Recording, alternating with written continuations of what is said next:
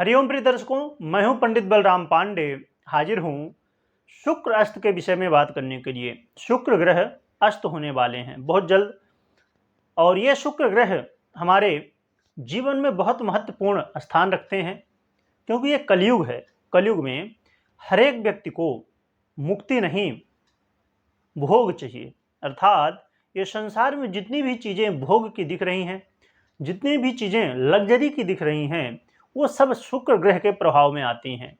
और जिनकी कुंडली में, जन्म कुंडली में या गोचर में जिनके लिए शुक्र अच्छे हुए, मजबूत स्थिति में हुए, शुभ परिणाम देने वाले हुए, उनके जीवन में खुशहाली, लग्जरी और सभी ये सांसारिक सुख प्राप्त होते हैं।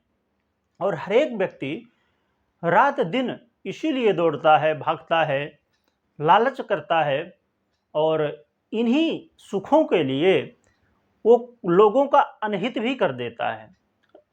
किसी का अनहित हो जाए तो ठीक है, पर हमारा काम सधना चाहिए, हमारा जो लक्ष्य है वो पूरा होना चाहिए। तो लक्ष्य अच्छा हो, किसी को नुकसान न पहुंचे, तब तो अच्छी बात है, परंतु किसी को नुकसान पहुंचे ये अच्छी बात नहीं है।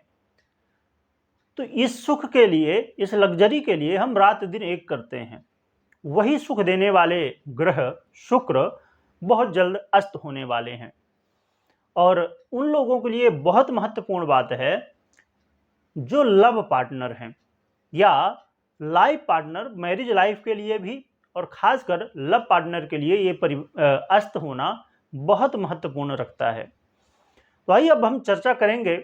उससे पहले हम जान लेते हैं कि शुक्र ग्रह कब अस्त होने वाले हैं और कब फिर उदय होने वाले हैं। तो ये जो जुलाई का महीना चल रहा है, इसके आगे अगस्त में 3 अगस्त को अस्त होंगे, रात में 27:20, अर्थात उस समय 4 अगस्त लग जाएगा, 4 तारीख लग जाएगी।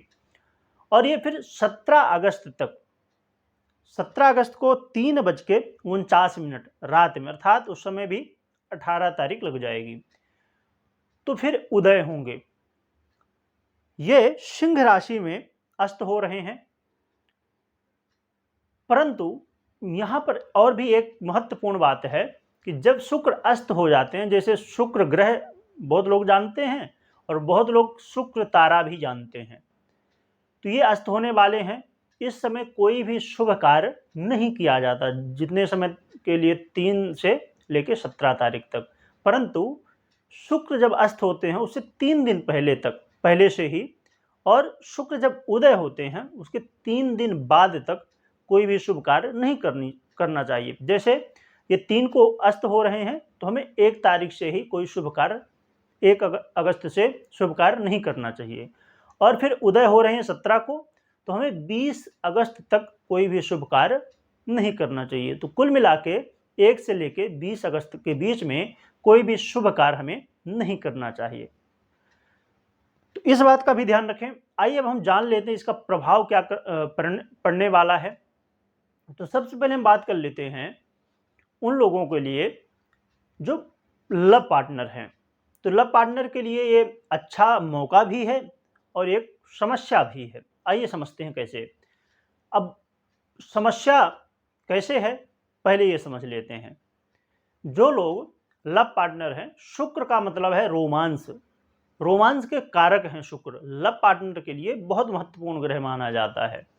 तो जब रोमांस का कारक ग्रह अस्त हो जाएगा तो आपके बीच में सीधी सी बात है उसका प्रभाव भी कम होगा। तो कहीं ना कहीं इस समय देखा जाएगा कि रोमांस में थोड़ी कमी आएगी।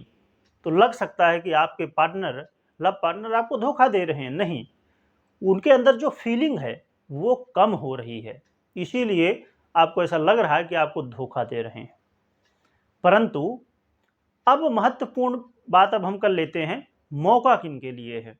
उनके लिए जिनका ब्रेकअप हो चुका है, वो यदि ट्राई करना चाहते हैं कि ब्रेकअप पहले हो गया ना तो अब पैचअप हो जाए। यदि ऐसा आप चाहते हैं, ब्रेकअप हो गया अब पैचअप हो जाए, तो ये मौका है।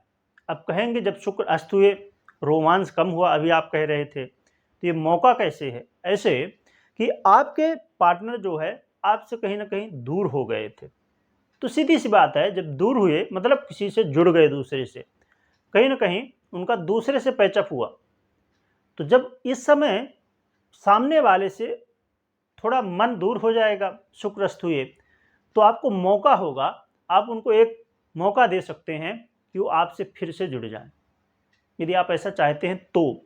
बाकी ये सही है करना, गलत है, ये मैंने कुछ नहीं कह सकता हूं, ये आपकी सोच के ऊपर डिपेंड करता है। पर हाँ, ये मौका भी है और समस्या भी है। अब ये चीज़ मैरिज लाइफ में भी इसका प्रभाव पड़ेगा। मैरिज लाइफ भी थोड़ा सा अनमन होगी, थोड़ा सा वाद विवाद भी हो सकता है, तो आपको इस समय थोड़ी शांति रखनी है। और बस 3 अगस्त से लेके 17 अगस्त की बात है, ज़्यादा कोई लंबा समय भी नहीं रहने वाला है। तो इसलिए इस समय सावधानी बरतें, कोई वाद विवाद ना करें, प्रेम से रहने की कोशिश करें। ये जीवन तो हमको हमेशा के लिए चलाना है, तो ये थोड़े दिन के लिए क्यों हम वाद विवाद करें। और रही बात कि प्रभाव, तो प्रभाव जब शुक्र अस्त होते हैं तो ज़्यादातर लोगों के लिए ये कहीं ना कहीं नुकसानदायक ही होता है। इसलिए हमने राशियों के ऊपर ज़्यादा फोकस नहीं किया है। महत्वपूर्ण जो विषय थे, हाँ, अब जैसे लग्जरी के कारक, संभावना है इस समय लग्जरी से आपका मन थोड़ा हटेगा, लग्जरी से कहीं ना कहीं मन आपका हट जाएगा, वैराग्य की ओर मन जाएगा, तो ये तो अच्छी बात है। लग्जरी की ओर मन जाए ये बहुत अच्छी बात नहीं है।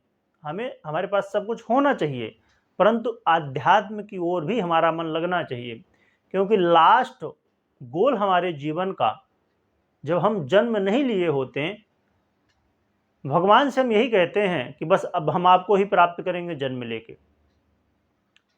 तो इसीलिए लास्ट गोल तो हमारा यही है, आध्यात्म, और फिर उससे भगवान से जुड़ाव और भगवान को प्राप्त करना। तो ये समय है कि आप आध्यात्म की ओर बढ़ सकते हैं और अपने जीवन का जो मूल उद्देश्य है उसे प्राप्त करने का ये समय है, तो ये भी आप कर सकते हैं। आइए अब हम जान लेते हैं सभी लोगों के लिए कुछ उपाय जिसे आप कर सकते हैं।